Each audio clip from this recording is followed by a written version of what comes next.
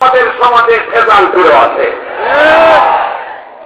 এবং এই সমস্ত ভেজাল পিঠের বাজার বড় গরম।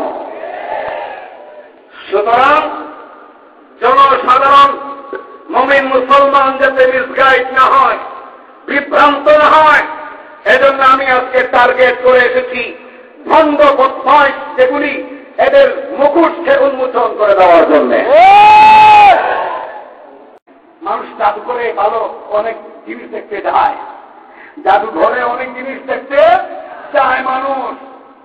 মানুষের কাছে আশ্চর্য মনে হয়, আমার তো মনে হয় সেই পীরের মুখে দাড়ি নাই, এরপরও পীর দাদা দাবি করে, তারও এই উন্মুক্ত জমিনে না নাইকা ওই জাদুঘরের চার দেওয়ালের ভিতরে আবদ্ধ করে দেওয়া উচিত।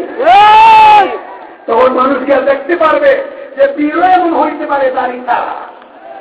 মুসলমান, তোমার মসজিদের মহল্লায় ইমামতির ইন্টারভিউ দেওয়ার জন্য যদি দাড়ি ছাড়া কোনো আলেম আছে, যদি রাখতে না পারো তাকে ইমামতির দায়িত্ব পালনের জন্য, তাহলে কোন আকলে যেই লোকের মুখে দাড়ি নাই সেই লোকটাকে পীর মানছ?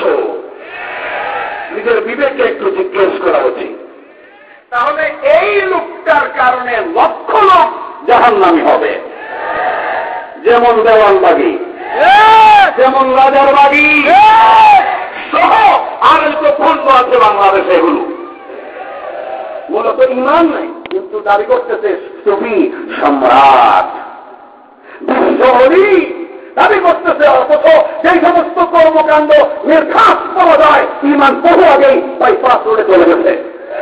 আজকে দেওয়ানবাগীর কাছে ইলম নাই, রাজারবাগীর কাছে ইলম নাই, ভণ্ডপীরদের কাছে ইলম নাই, না থাকার কারণে আল্লাহ রাসূল সাল্লাল্লাহু আলাইহি ওয়াসাল্লামকে উলঙ্গ অবস্থায় আরিতা ফেরিঘাটে দেখতে পাওয়া। গুটা টুটা আবা কাপা চুপা কুপা যা আছে সব কিছু করে সামনে আসেন, সুন্দর সুন্দর কথা বলেন, উনি নাকি ফাতেমার জামাই হয়ে গেছেন। আমার বড় ভাইরা, আমি পরিষ্কার বলেছি, এই বাংলাদেশের বিভিন্ন অঞ্চলে 3 শতাধিক প্রোগ্রাম করেছি।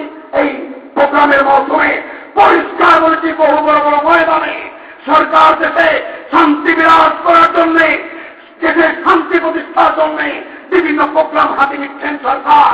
আমার তো মনে হয় এই সমস্ত একটা প্রোগ্রামও কার্যকর হবে না যতক্ষণ পর্যন্ত দেওয়ানবাগী, রাজারবাগী সহ এই সমস্ত ভণ্ডপীরদেরকে শায়েস্তা করানো যাবে।